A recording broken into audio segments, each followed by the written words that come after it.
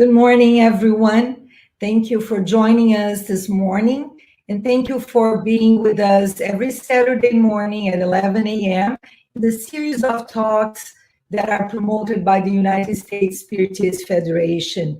I'm Tanya Schwartz, and I'm here today to present our special guest, João Korngold, that will be talking to us about free will. Hi, João. Hi.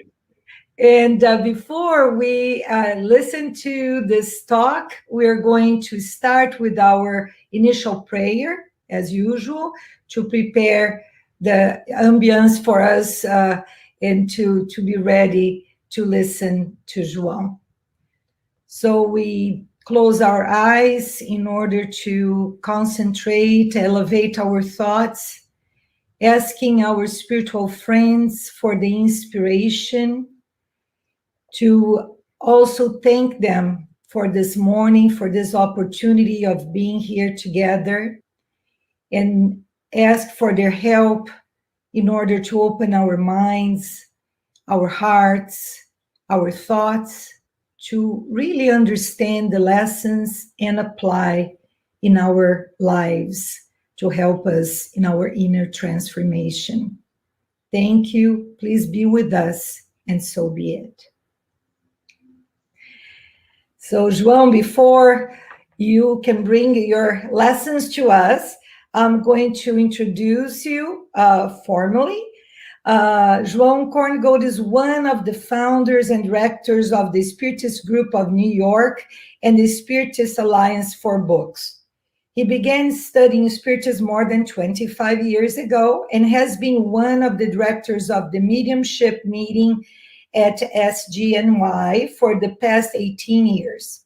He's also responsible for study groups that focus on the basic books of Spiritism and on the André Luiz collection. He gives talks on Spiritism in Portuguese and in English. João Korngold is an engineer and works as a banker. So welcome, João, and nice having you here today to bring these words to us. Thank you, Tanya. Thank you all. Thank you, the United States Spiritist Federation, for the invitation. I also want to extend my thank you to Daniel Santos that have been with me in the background of this series since the beginning. We've been doing this for probably some 45 weeks now, and we are always in the background, and so I thank Daniel also to be together in this work with us. You know, when I decided to talk about free will, I was thinking of covering a subject that is very difficult to discuss and very controversial there outside Spiritism. And in Spiritism, it's not controversial, but brings a lot of questions and a lot of doubts. We want to start with Einstein. Why with Einstein? Because Albert Einstein is the most well-known scientist of our times. Albert Einstein, in a letter to Max Braun, said that God does not play dice with the universe. What did he mean by that? Well, first, we have to understand that contrary to what many scientists say and would like to believe, Einstein believed in God and gave a great importance to God in his works. It's from Einstein, the famous phrase that religious without science is blind, science without religion is lame. And that's an article he wrote, Science and Religion.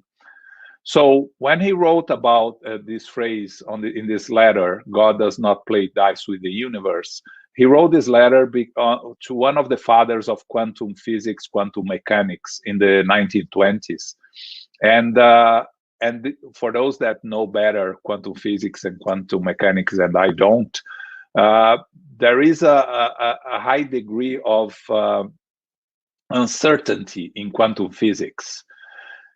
And Einstein questioned it in the sense that he thought that God could not allow things to be uncertain, that everything, that the creation was perfect, so the creation had to be, in a sense, deterministic.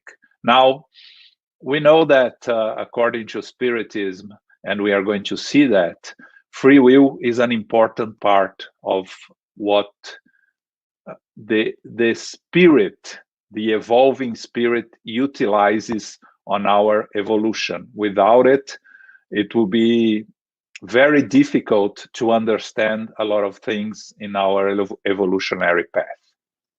So when we talk about free will, let's go to a famous phrase from Mark Twain. Mark Twain said, "I have a higher and grander standard of principle than George Washington. He could lie.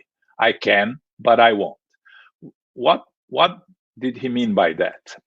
It's very interesting, this passage by George Washington.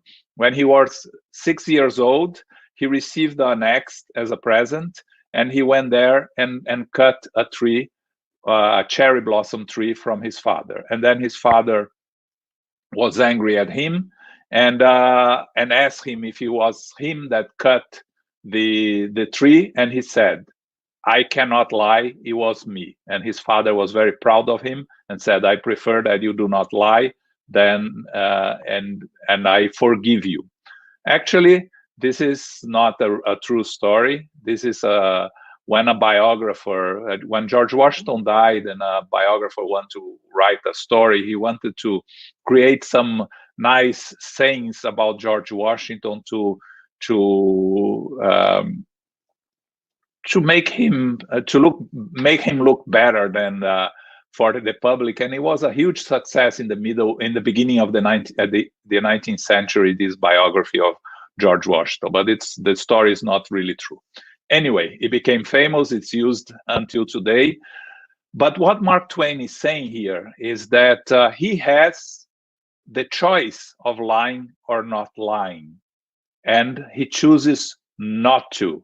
So this is the basics of free will. Actually, he said this phrase when he was talking in a public speech, and he specifically was explaining why he wouldn't want he would no longer want to be a reporter. He said, "Reporters have to lie. It's part of their profession. I can lie, but I won't, so I decide not to be a reporter."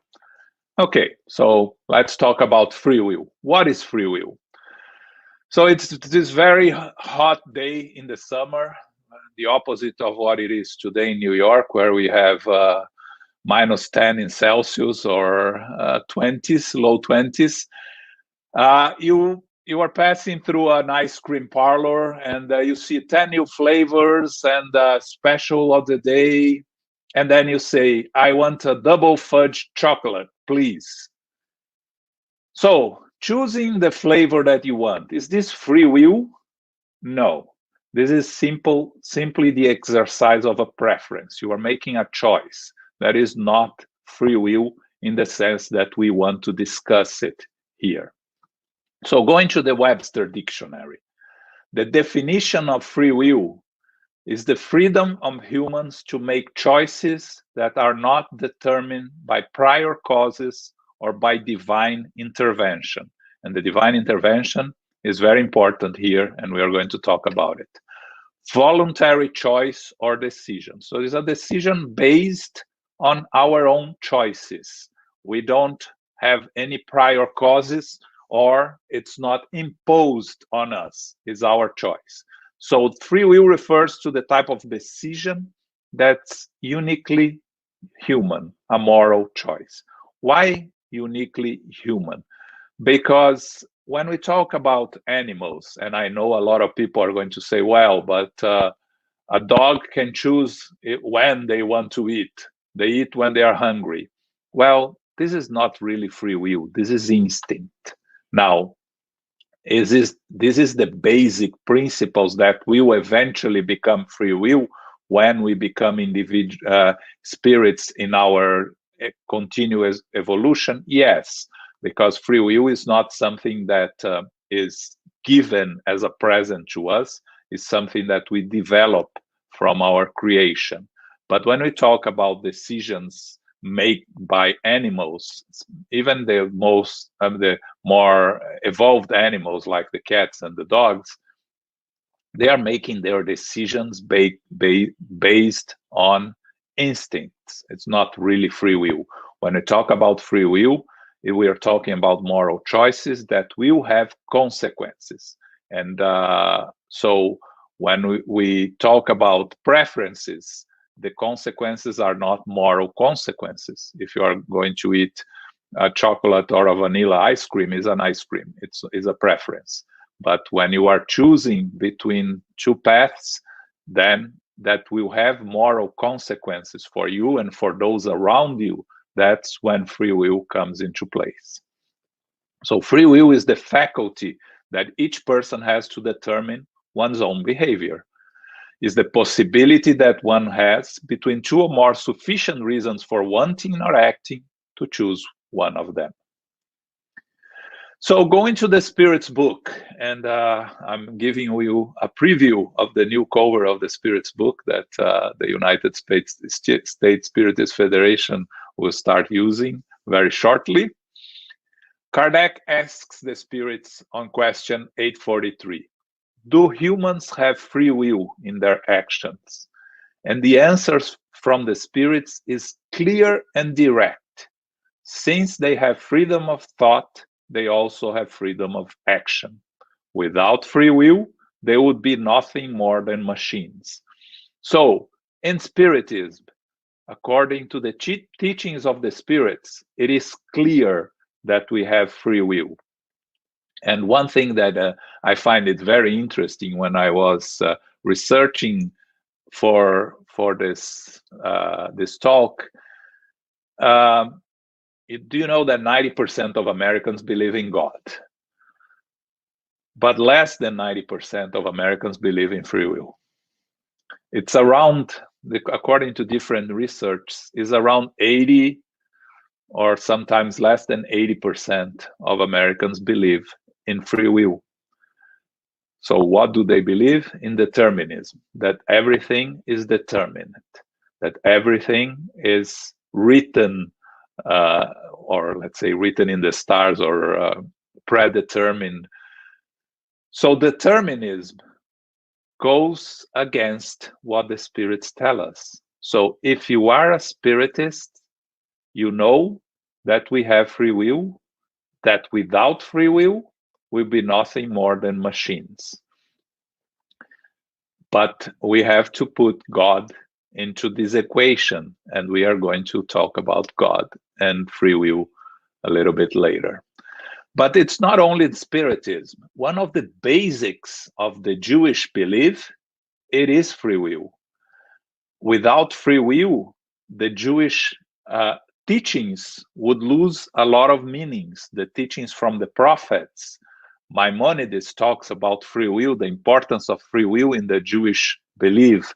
And we find this phrase from the Rabbi Noah Weinberg, which is very beautiful. Within these divine sparks lies our potential to shape and change the world. Proper use of free will beautifies and perfects. Misuse of free will plunders and destroys. So free will is an integral part of the human being in almost all religions, of course, with different views on it and different beliefs. But as we see, the majority of us believes and understands free will. But we want to talk about free will more in the sense of Spiritism. And continuing, it is a uniquely human undertaking to learn how to use free will properly. And that's a little bit of what we want to discuss today. So free will and human behavior. A belief in free will is important for human strivings. People cherish their sense of control over the world and their own behavior.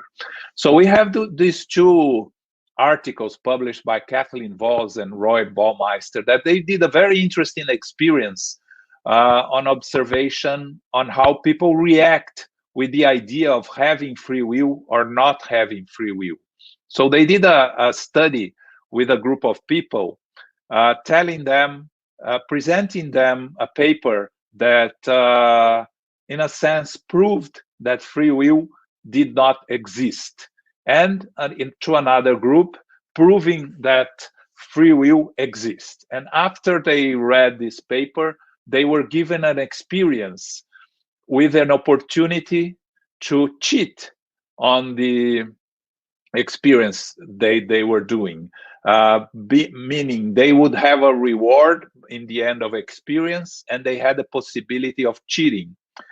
And they found out that amongst those that believe in free will, the number of people cheating was much, much smaller than in the group that did not believe in free will, that believed that everything was predetermined.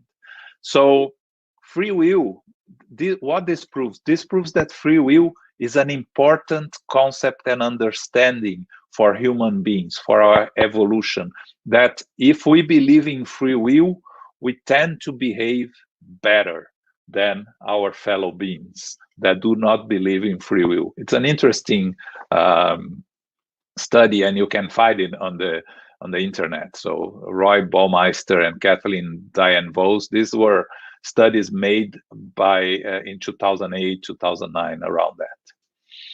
So as we evolve, we have choices. As we progress with our free will, we can make choices and we have responsibility. So the choices that we choose will have consequences.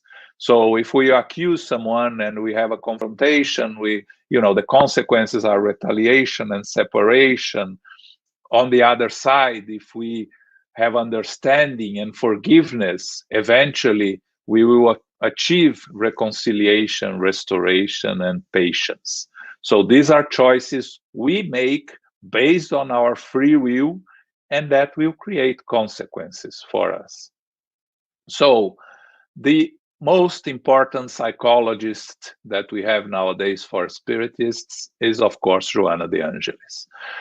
In the book, The Integral Human Being, she talks about our choices and our free will. And I think it's important to bring what she says, because it adds to our understanding of our choices, of our understanding of our free will. She says, the most significant moment of the human evolutionary process happened when human beings acquired conscience, which enabled them to distinguish between good and evil, truth from pretense, right from wrong, therefore allowing them to continue in their ascending march towards the plenitude of the angelic state.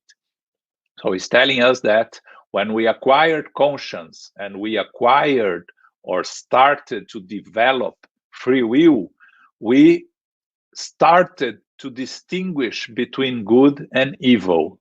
And by choosing between good and evil, we created consequences from us.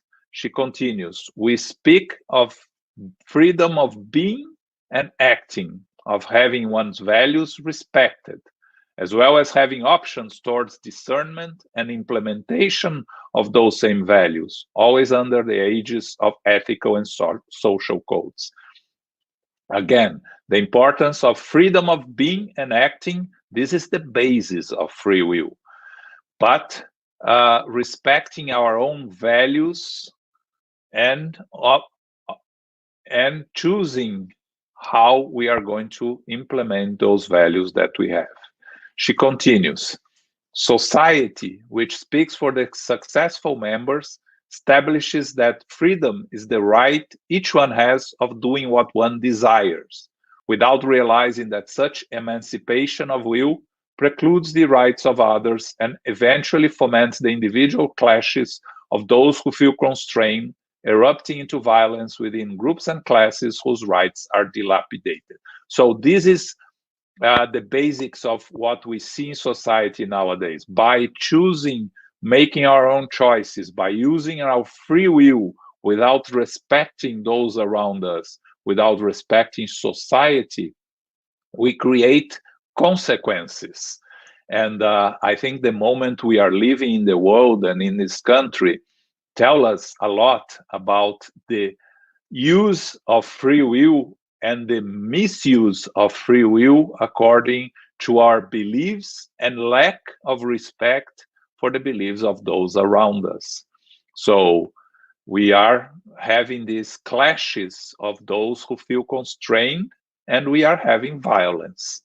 That is a consequence of utilizing our free will without taking into consideration society as a whole and the free will and rights of others.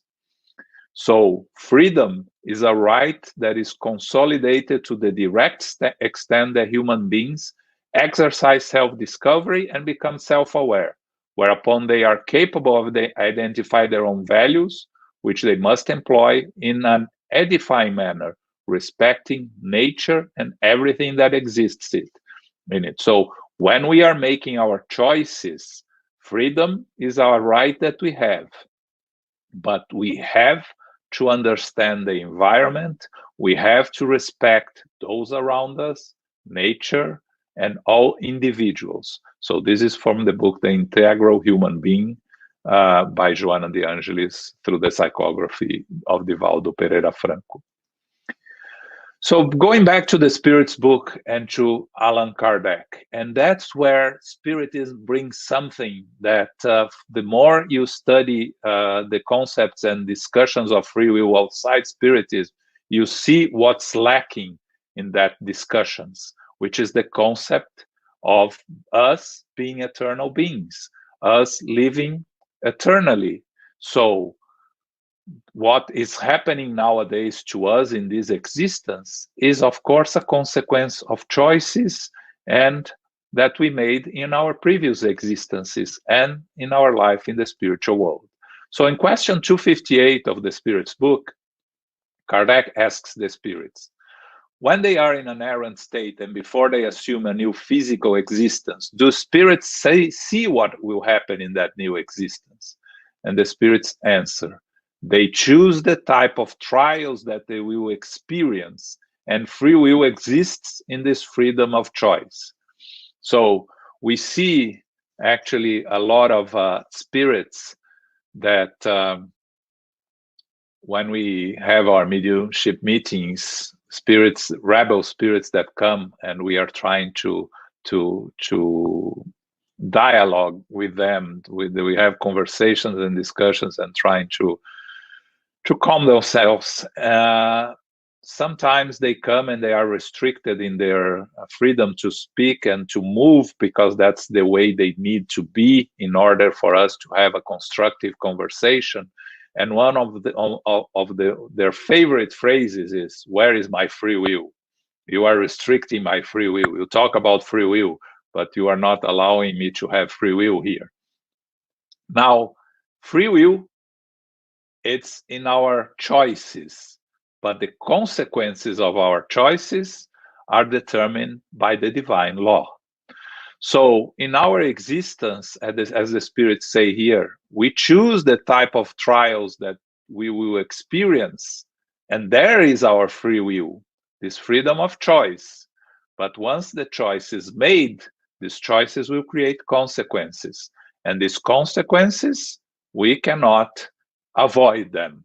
So there is always free will, but there is always consequences.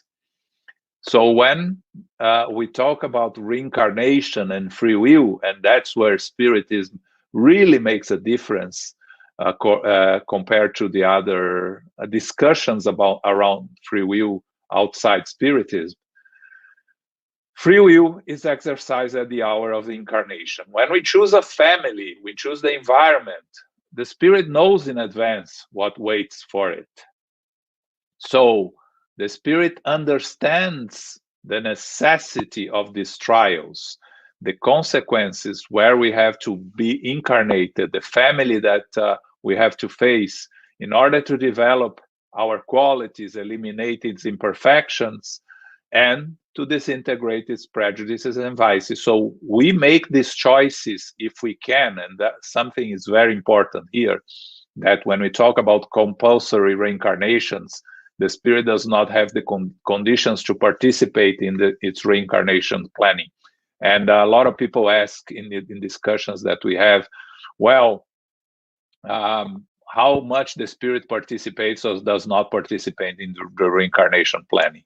Well, for you to participate in your reincarnation planning, first you have to believe in reincarnation, right? Because there is a lot of spirits that go back to the spiritual world and stay there without understanding or accepting reincarnation. So of course, if they don't understand or accept, they cannot be part of their reincarnation planning. And spirits who refuse to reincarnate for some time, they are going to be allowed to refuse to reincarnate. Yes, for a certain time, again, free will, but reincarnation is compulsory. Reincarnation is part of divine law, so we will have to reincarnate. And so our protecting spirits, our guardian angel, and our familiar spirits will make the choices for us, like we make choices for children, young children that cannot make their own choices. You don't ask a 5-year-old, a 6-year-old, if they want to go to school or not. And if they say no, we don't take them to school. We make them go to school because they don't have the maturity to understand the need to learn and to go to school. The same thing with us as non-evolved spirits in need of a new reincarnation. The choices are made for us, but all these choices are consequences of our own previous actions. So when we talk about determinism and fatalism, Kardec also asks the spirits, does fatalism control the events of life in the sense commonly attached to this world, in every event of our lives predestined? And if so, what becomes of free will? This is question 851. And Kardec at the spirit's answer. Fatalism only exists based on the choice each spirit makes to undergo a trial.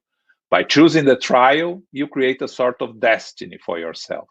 This is only with respect of physical trials, because in moral trials and temptations, a spirit always maintains a freedom of choice between good and evil and is always able to yield or resist. And that's very important, the difference between moral trials and physical trials. Wherever we face in our incarnations that is of physical consequences, so some of the diseases, some of the imperfections that we have in our physical bodies, these are trials or expiations that we chose or are chosen for ourselves. But our moral trials, our moral choices, we always have the freedom to choose between good and evil, and we are always able to yield or to resist. So there is no fatalism or determinism in the moral choices that we make. There are many things that are predetermined for our physical existences that we have to go through because they serve for us to evolve and to become better individuals. So the seeming fatalism, which is forever placing obstructions on our path, is in reality an inevitable outcome of our past errors. Spirits are always capable of choosing their own path, and their choices will determine what they will undergo through their present life and future incarnations. What we may consider now a misfortune in our life is actually an opportunity to progress. We are the ones that establish our own fate, so to say.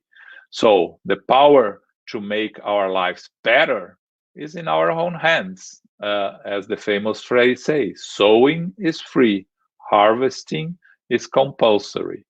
So we make our own choices, but by making our own choices and using our free will, we'll face the consequences. There is no way to avoid the consequences of our own choices. So, free will, we can choose our path. So, our moral choices that will create bad consequences are choices made in hate, in anger, in pride, in arrogance. The good choices, when we are imbued with love, with peace, with kindness, of humility, self-control. God leaves to each one of us the decision of what direction to take, but then we earn the fruits of every choice we make, the good and the bad consequences. By making use of our free will, we establish our own destiny and prepares the way of our own future, sorrow or happiness. It's very simple. We have the ability to make the moral choices, and according to our choices, there will be consequences. It's, we talk about how complicated is free will and how difficult it is. It is just that simple. Making good choices or bad choices, thinking before we make the choices. Emmanuel, in the book Nascer y Renascer, which is not translated into English, unfortunately, to be born and reborn, he says that before returning to the physical world, our soul begs the Lord to grant us an opportunity to work for our own readjustment. So we are heirs to our own past. And in this context, we draft our own destiny. But since we are temporarily magnetized to the vehicle of flesh, our physical body, we embrace once again our own tendencies and we flee from our honorable duties. So we know what we are supposed to do, but we postpone, procrastinate, refuse to do what we know we are supposed to do. And that makes use of our own free will. Leon Denis, in the book After Death, tells us that by making use of its own free will, the soul settles its own destiny and prepares its sorrow or happiness, but never, be it in the full tide of progress, in the bitter hour of trial, or in the midst of a passionate struggle against evil, will the help that descends from on high be refused to it. Let the soul remain true to itself, no matter how unworthy it may appear, because as soon as it manifests an intention to regain the straight and blessed road, then will providence send assistance and support to it. And it is another thing that we see a lot of questions. Where is God when I'm struggling? Where is God when I need most help?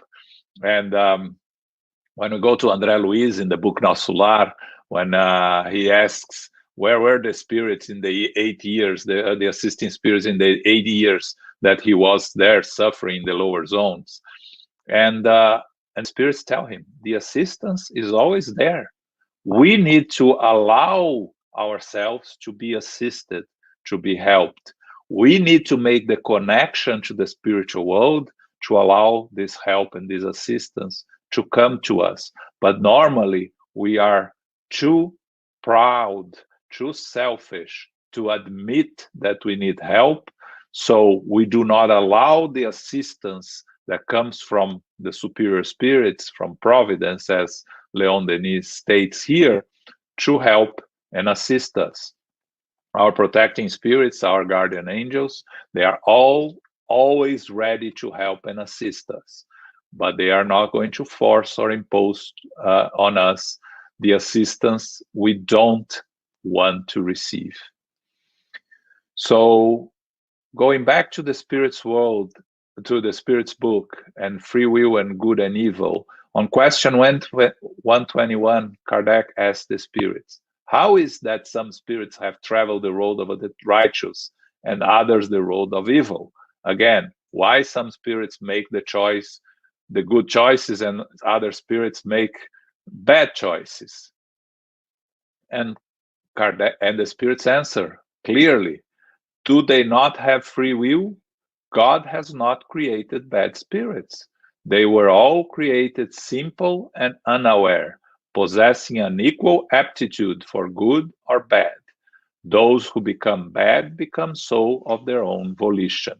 Here, the concept of free will apply really to our evolutionary path.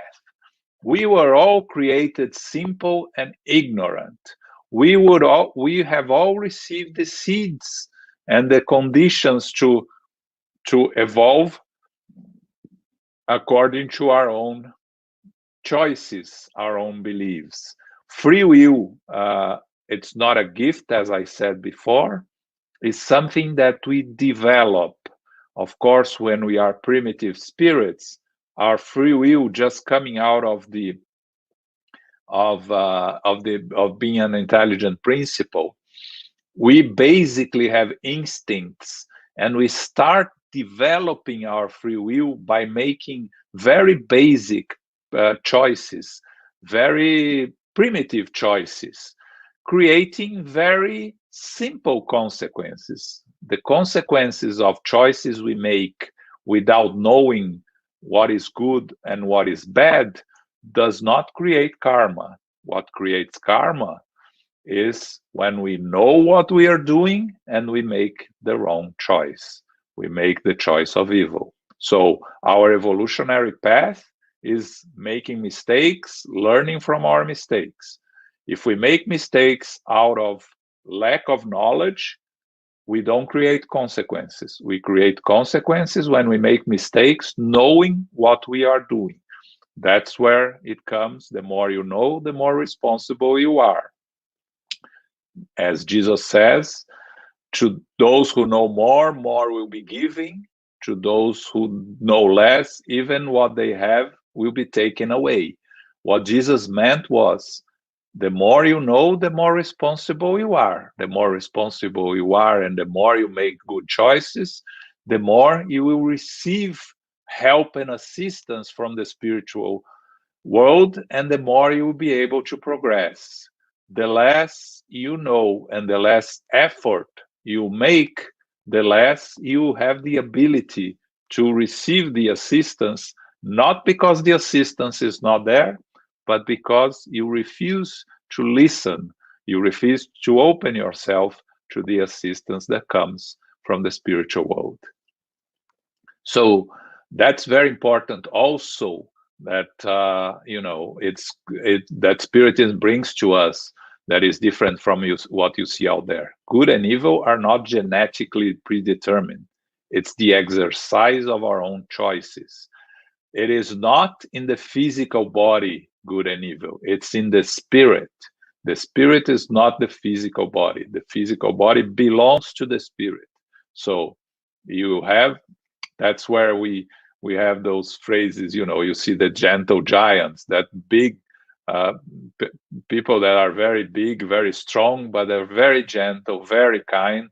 And sometimes you have people that are very small and weak, but very aggressive and angry and very difficult to deal with, because it's all in the spirit. It's not the physical body. So how can we exercise free will and use free will to improve ourselves? Let us talk about some levels of how we can use free will to improve, to evolve. Level 1, self-awareness. Become aware of the choices you are making. Think. Life is a constant stream of decisions. Once you become sensitive to the fact that you are constantly making choices, you can then monitor them. That's using your free will actively, not passively. Do not use your free will as a reaction to the external world. Use your free will as a conscious action of knowing what you are doing and knowing what consequences it will bring to you. So that's the self-awareness. Be your own person, and that's very important to what we are facing nowadays. Don't accept society's beliefs as your own unless you thought them through and agree with them. Live for yourself, not for society. Check your assumptions and make sure that they are really yours and not someone else's. So make choices based on what you believe is truth, based on what you think is the right path, not because society is imposing or your own group is what they tell you it's right or wrong. As Kardec said, it's better to refuse, reject 10 truths than to accept one lie. And for me, as I mentioned many times, it took me a long time to understand that. But the reality is, the truth is out there and will come eventually. If you cannot accept it now, it will stay there and will come, because truths are eternal. But the damage that accepting one lie can do to you and to those around you, and even to society, it can be very difficult to deal with it later. So be your own person. Level 3, distinguish between body and soul. That's what we just said. Within each one of us, there is a fierce battle constantly between the cravings of our body and the aspirations of our soul. What our body asks us to do is not necessarily what we should do. Don't be ambushed by your body. Identify whether it's your body or your soul talking. When you have impulses that you know are physical impulses, we need to learn how to control them and to use them in our favor, and not subject ourselves to our impulses. Identify with our souls, not with our bodies. So achieve mastery over your body by identify with your soul. The righteous talk to their bodily desires, while evil people let their desires talk to them. So the big question is, who's running the show? Who will dictate what you are going to do?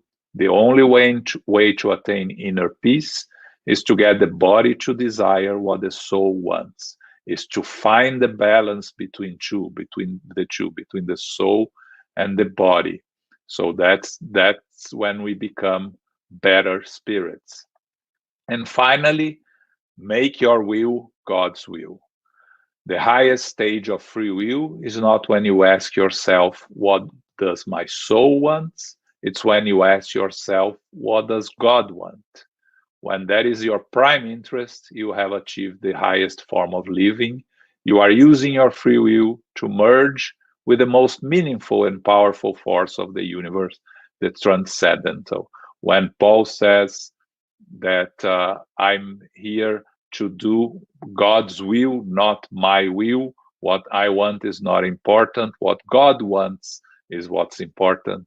This is when you achieve a true connection with the divinity, and you act in the name of the divinity, and your actions are for the benefit of those around you and the benefit of humankind as a whole. Going back to the integral human being, Joanna de Angelis tells us, in examining the noble problem of freedom, Jesus summarized the means through which to obtain it. That is, the pursuit of truth, the only option that can transform human beings in truly free individuals. We have to incessantly look for truth, using our reason. Spiritism tells us, true faith is the one that can use reason on a daily basis. We have to reason. We have to search for the truth, but we are only going to achieve it when we connect with the divinity. And then Joanna continues, free is the spirit that controls and conquers itself, moving everywhere with wisdom, idealism, and kindness, as it overcomes all the pressing and niggardly injunctions. This is the true freedom, the spirit that controls and conquers itself, because then it evolves with wisdom, with kindness, and with idealism. So true freedom is implanted deeply into the conscience and must be sought by delving into into its innermost core, and through long contemplation with foment self-knowledge. Only with self-knowledge, only with the fully understanding of who we are, of our actions, is when we are going to achieve the true inner self that is an evolved spirit that is fully using its free will on its most evolved idea to learn and to progress. Despite of the difficulties you may face, you intimately are free to improve or worsen your own situation. You are the artisan of your own life. And I think this picture shows us we are building our road. And what we are living in the past is what it builds for the future. What we are going to achieve is what we are constructing for ourselves, based on our choices and our options. We finish with Voltaire, which is, I think it's very important nowadays when we face so many challenges, we face so many differences of opinions. Voltaire said this famous phrase, which is actually questioned. Some people say that he didn't really say that, but it's there is a lot of information that says that it really comes from us, and it's a beautiful phrase. I disapprove of what you say, but I will defend to the death your right to say it. This is true freedom, to respect others, to respect the opinions of others, but to make our own choices based on our own opinions, based on our own beliefs, and thinking of those around us, thinking of society around us, to the benefit of all those around us. That's the fundamental choice that we have with our free will. So you ever wonder if God had any second thoughts when he gave free will to us? This is how I would like to finish our conversation here today. Okay, I thank you for this opportunity, and I believe that we may have some questions there. Right, Tanya? Yeah, I love that. Yeah, that's true. Free will seems to be a great thing, but with responsibility. And we see a lot of people not understand what freedom is, right? Including ourselves, of course, always including. It's important to really understand what we're doing and make the right choices. And sometimes it's so hard to make the choice that is according to God's laws, right? Sometimes we feel like, yeah, I'd like to do this or that, and I shouldn't, and then we have the decision to make. So that's the key point, right? Where what we really want and what we should choose, those sometimes are not the same. Right. So thank you so much, João. It was just kept me thinking about all this. It's a good food for thought. Yes. Let's go to the questions now. Kirsten is asking us, I've always had the issue of the chicken or the egg. I mean, we have free will, but then there's God's plans for us, and we will endure and experience what we need to. So it always makes me wonder, how much control do we really have? Yes, thanks, Kirsten. Yes, it's a good question. It's a question we always have, right? How we balance God's natural law, which was created, and it's perfect, so we cannot go against it. We cannot infringe God's law because it's perfect, and the opportunity of free will. Well, we go back to our creation as being simple and ignorant, and achieving this free will, developing this free will. The free will is for us to evolve and making our choices. But where God comes into it is when this free will goes against God's law.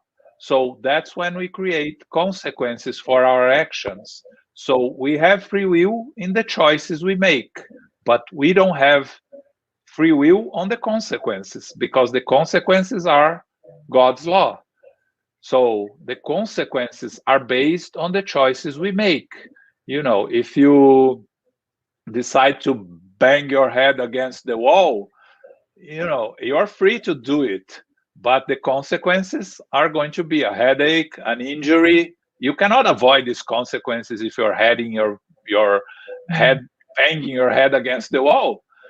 So this is as simple as I can put in terms of our free will to make the choices and the consequences, which are the natural laws, God's law, meaning whatever we choose to make on our actions, we have free will, but their consequences, they are based on God's law, on the natural laws. Yeah, that's what we don't like to deal with, but that's what it is. Very well put. Let's see if we have more questions. Okay, is free will always related to a moral behavior? Moral choices we always have free will to make our moral choices. Yes, but free will, it applies to everything that we choose. So when we make choices in our physical life, again, the moral choices are in our free will. But we cannot say that is always related to moral behavior, because there is always, we can raise the concept here of ethical, right? The difference between ethical and moral. And according to society, moral those are choices that relates to ourselves and to society. And ethical behavior are choices that are only for ourselves, our individual choices according to our own beliefs, according to our own thoughts. It does not relate to society. So when you are making ethical choices, you can say that they may be different from moral choices according to society, but it's your own beliefs. So it's a whole different lecture when you are going to discuss the discussions between ethical and moral. But you have to expand a little bit. It's free will relates also to ethical choices, which sometimes are not moral choices. Mm-hmm. Thank you. So let's see if we have more. Oh, yes. Ana Elena Lopes. Would lacking of knowledge or intention plays a role on our moral choices? Yes, it does, because you can only make choices based on the knowledge you have. If you don't know the difference between good and evil, and in the very beginning of our evolutionary path, when we were primitive spirits, we don't know the difference between good and evil. We are just learning. So when a caveman kills the neighbor caveman as they are fighting for who gets the food, so as a way to survive, there are no really consequences for that. The other caveman that was killed, it's not going to get angry. It doesn't really understand the concept. So it doesn't create obsessors. It doesn't create enemies, because we know very little. So there is not much of a consequence. The more you know, the more consequences you have. So the lacking of knowledge or intention, yes, it does play a role in our moral choices, because the more you have knowledge and the more you know what you are doing, the more our moral choices will play the role. Again, even in human law, right? When you commit a crime, the jury will judge between if it was an impulsive act or if it was a choice. And if you make the choice knowing what you are doing, the punishment, the time in prison, let's say, is bigger than a choice made out of an impulse. So if even more human laws take into the consideration the knowledge and understanding of what you are doing, of course, the divine laws who are perfect, there is a much bigger role in knowledge and intention when we are making our moral choices. Thank you. Yeah. Daniel Santos. Thanks, João. Do you think that free will could be an upgrade of our instinct controlled by the mind? Yes. As we discussed, the free will, we start developing free will in the beginning of our stage as spirits, as individual spirits. We call ourselves spirits as when we enter the so-called human phase here. Before that, we are intelligent principle. And when we are intelligent principle, we have only instincts. The free will starts to develop when we are individual spirits. And yes, as we evolve more and more, we start balancing instinct with free will. Not to say that instinct is not important, and we have instinct. We always have instinct, because one of the important things that for us to evolve is to have instincts. Our evolutionary path, we need, in order to survive as human beings, we need to have instinct to defend ourselves, instinct of protecting ourselves. A lot of things that we do is instinctive still in this stage, but the more we evolve, the more we are able to reason with our choices, to make our choices based on rational behavior and rational understanding of our evolution. So it's important that as we evolve, our free will evolves, the instinct plays a smaller part on our choices and our evolutionary path. Mm-hmm. Yeah, I like to think, João, about when we have our little kids and we're going to cross the street, right? We don't let them choose, we hold their hands. And then as they grow up, right, then we start trusting them to make those choices and cross the street by themselves with us holding their hands. So it feels a little bit like free will to us as we're beginning of our evolution up to now, kind of grows with our knowledge and responsibility. Knowing more, you are able to make, we're supposed to be able to make better choices, the right choices, right? So I think children is a very good example of how to use free will, and the difference between using free will as evolutionary spirits, because at some stage of our spiritual evolution, we're really children. So we have to use more evolved spirits to make better choices for us. It's important. It doesn't go against the concept of free will. It goes with the concept of educating, like we do with our children.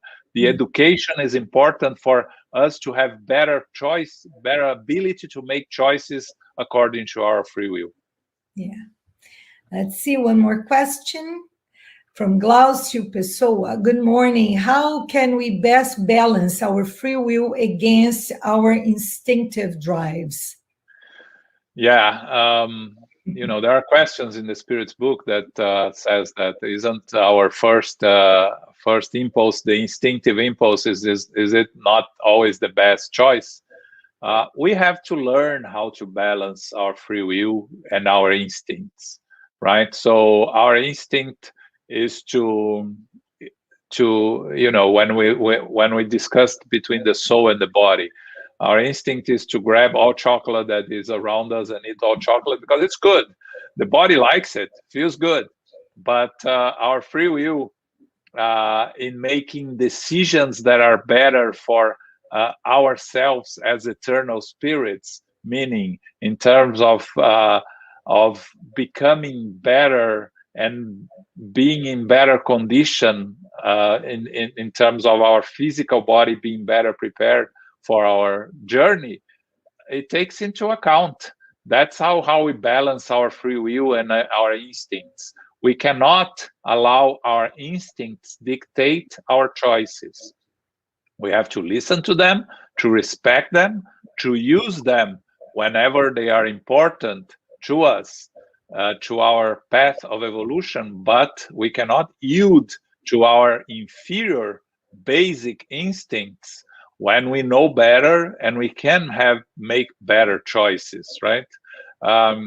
You know, when people say, well, but the instinct to always protect us.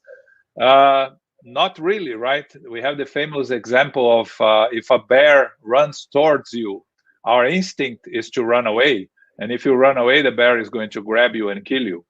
The best rational option is to stay put and stay quiet, because that's the best chance of the bear not attacking you.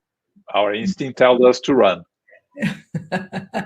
Good point. Good point. Let's be careful. After all, if we have the reason there is a reason behind it. So let's use it, right? Definitely. Let's see, coming from our page, from the United States Spiritist Federation page, it sounds it is wise to make choices, always having the laws of God in mind, so we can avoid bad consequences. Do we create then our own destiny in every reincarnation, changing as it goes? Yeah, actually, we create our own destiny at every moment of our existence as eternal spirits, here and there. What the spirits tell us, the only things that that we have, the only fatalism in our incarnation is death. So we know the physical body is going to die. That's the only certainty we have in our physical life. Yeah. All the rest can be modified at every moment of our existence. All choices we are making on our everyday life are creating consequences for us. So we are using our free will at every moment of our existence as a spirit, eternal spirits, not only in incarnated, but also in the spiritual world. And we are making choices that create consequences. So yes, our present incarnation dictate future incarnations, because we are creating the positive and the negative. We tend to focus too much on the negative, but let's talk about the positive, right? All the great new acquaintances that you are having in this incarnation, that are becoming your friends for eternity in your spiritual journey. These are positive consequences of choices you are making in this incarnation. And to have good presences, good spirits around you are a blessing for future reincarnations. Of course, we are more used to talk about the negative consequences that are creating, right, with our difficulties and with our challenges. And yes, our present incarnation will dictate our future reincarnations and our behavior in the spiritual world. Let's talk about life in the spiritual world also, right? When we talk about André Luiz and his journey in the spiritual world, how much he evolved in the spiritual world. So we can evolve a lot in the spiritual world.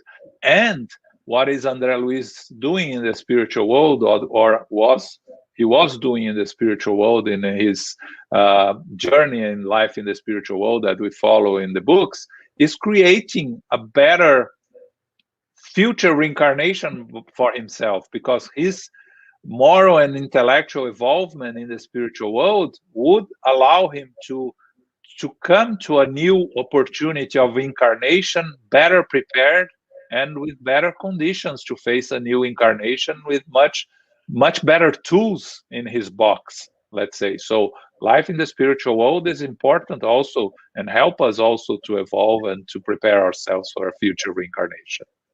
Yeah.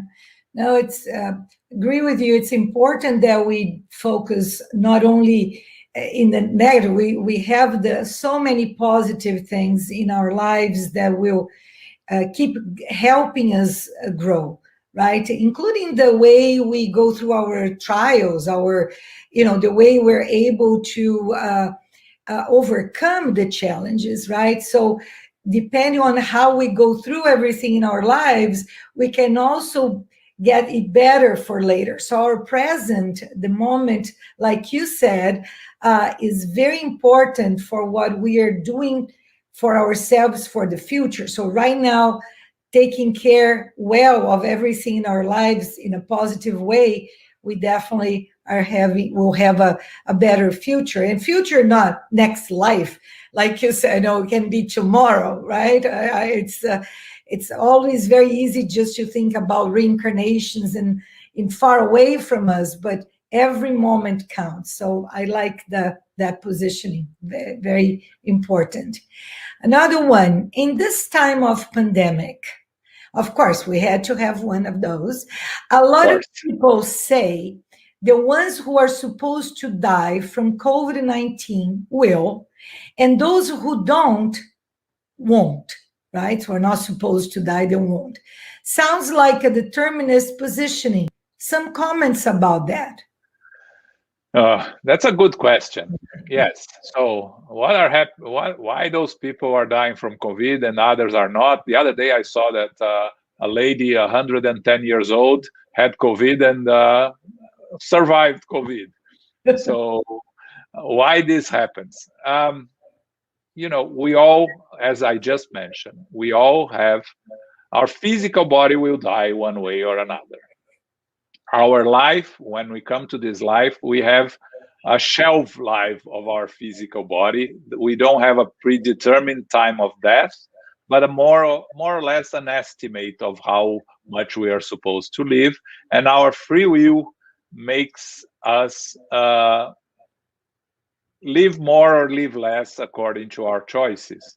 So, you smoke your whole life, you smoke heavily, you die of lung cancer 20 years before you were supposed to die. It's your own free will, it's your own choice, you are creating consequences.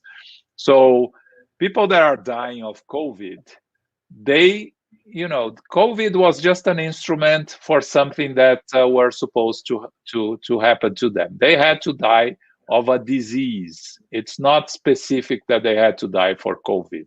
And there are reasons that they had to die from a disease. There are consequences of our previous incarnations, previous lives, and previous choices. So COVID is, like a natural catastrophe, a tsunami. All those 300,000 people that died in the tsunami, were they supposed to die of the tsunami? Is this determinism? Well, they had to die a violent death. They had to die, and they probably, and we will know that one day, they probably had a collective karma to go through. So many of those that are dying from COVID, they are probably part also of a collective karma that they have to go through. What it is, how can we judge? We cannot judge something while we are in the middle of it. We cannot evaluate the damage when we are in the middle of the hurricane. So we can talk about the Black Plague today, analyze and understand the reasons of the Black Plague in the Middle Ages that were the main reason of Renaissance and the change in the evolutionary path. But we cannot explain and understand why we are having this pandemic and why we have, as humanity, we have to go through this. Eventually, in the future, when we look back, like we do now with the Black Plague, we will understand the necessity of it and what we were doing wrong that caused humankind to have to go through the pandemic. Divaldo has a new book about it that I heard that is soon will be in English, No Rumo do Mundo de Regeneração, that some passages are already translated, and explains a little bit about the pandemic from the spiritual side. It's a very interesting book and very interesting discussion. But the determinism is only in the sense that those that are dying from COVID, they were going to die one way or another. Maybe not now, maybe in a couple of years. But most people that die from COVID, not all, but most, they have underlying conditions. And these underlying conditions would probably cause them die from something else? Probably. Again, nothing is written in in stone. So there is a reason for all this. We will understand this reason, but not now and not soon. It has to be something that we'll have to leave for the future. Yeah, well, we have to do our part to avoid the problem, right? That's part of our free will. If I go there and on purpose get close to somebody who has COVID, and I'm doing that, so I said, well, if I am supposed to die, I'll die, and I put myself into that situation, that's a little bit of a different story, right? We don't need exactly. luck, I guess. Yeah, but that's what those that believe in determinism, right? So if I'm not supposed to die, let me jump here from the 35th floor that I live, and I'm not going to die. That's not going to happen. No. That's exactly right. I mean, why we don't do that and think that we can expose ourselves, into that situation and leave that in hands of God, right? We need to be aware of what we are doing. We have our own responsibility, correct?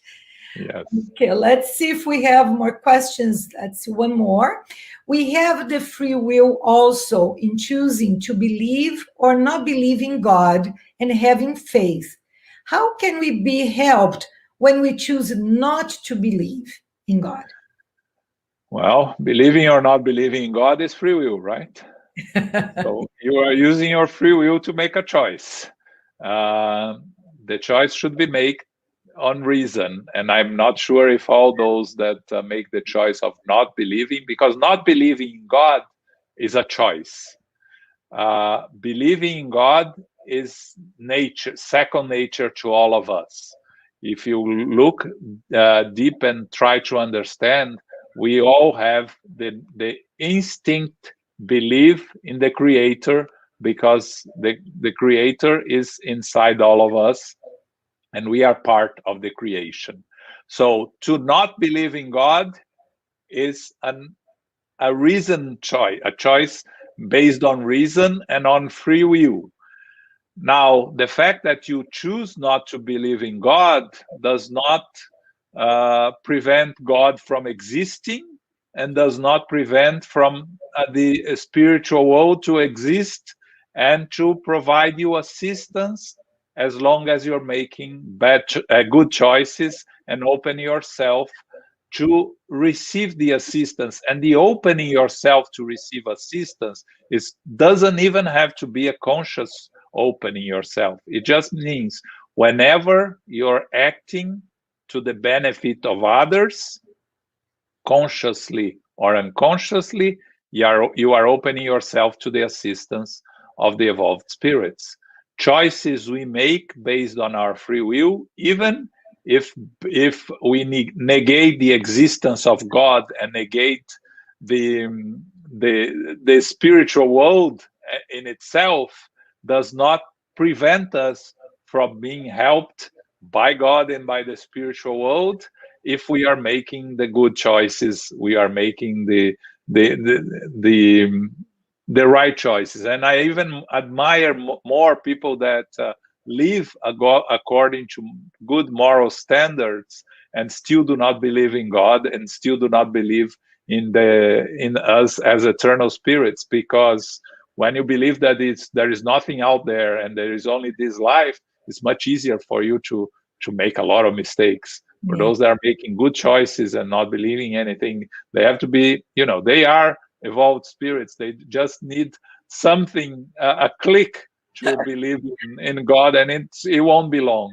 Yeah, God is there. He just doesn't admit it, right? I mean, they're not seeing it yet. That's right. That's right. But it's a mercy of God is so special, right? When you think all the help, all the opportunities, and everything, despite our pride and some of us not really trying to connect, they're still there, waiting patiently and doing whatever they can to help us. It's unbelievable, right? What is there for us?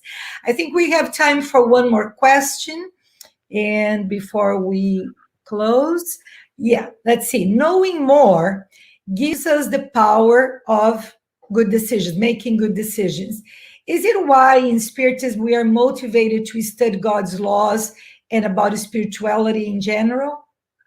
Well, Spiritism asks us, gives us the tools to evolve morally and intellectually. To make better decisions using reason, you need to know. Without knowing, you are not going to be able to make good decisions. And there are two steps to educate ourselves. And Alicia spoke about it last week, right? This beautiful lecture that she gave. Learn the difference between learning and educating. Spiritism teaches us the first part, it's learning, right? We learn from the spirits. Now, the second stage is to educate ourselves, is when it becomes part of who we are. And when it becomes part of who we are, is when we become better spirits. So the important thing that Spiritism gives us is the tools to become better spirits. It's not to believe in anything, is not imposing anything on us. Spiritism does not impose anything, does not force us to believe in anything. Spiritism gives us the tools for us to reason, and based on reason, to reach conclusions that will make us better spirits and will help us evolve morally and intellectually. So Spiritism asks a lot of us, yes, but also gives us a lot in return. And that's why we are all here, right? Otherwise, we wouldn't be. That's right. That's right. And for that matter, now we can invite everybody to go take a look at the bookstores from the New York, and also from the Federation, from Feb Publisher, and there are so many publishers that will have books in English that can, in Spiritism, that we can go and learn, study together, plus all the talks and all the study groups and the centers. So there are so many ways that we can learn from, like you said, and then apply that in our lives. Obviously, just study, and not really use it. It's not a good service for our own selves and our spiritual growth, right? So we have the tools. Let's use them always. And thank you so much, João, for this talk and all the reminders and all these lessons that we will take and hopefully use for our own benefits and the benefit of the world, because each one of us getting better spirit, better planet, and fewer problems, fewer trials to go through. So let's take care of the world ourselves, right? People are thanking you from many places. The opportunity that we have now and being live and having so many people throughout the world talking to us, listening to these teachings, it's enormous. It's wonderful. So including, your lovely wife there, she's listening, of course. Very good. So before I ask you to do our final prayer, if I may, I would like to say to everyone, to invite everyone for next week's talk. That will be February 6th, same time, 11 a.m. Eastern Time. We'll have Angie Stewart from Florida talking about our differences make us stronger. So we invite everyone to keep joining us in the series of talks, always bringing a lot of lessons. And now I'm going to ask you, João, would you close for us with a final prayer?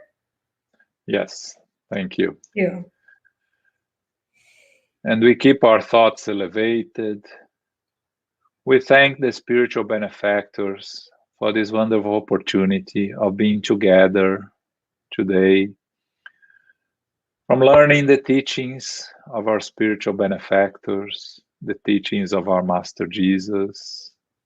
We ask them to help us to be able to put in practice on our daily lives everything we have learned.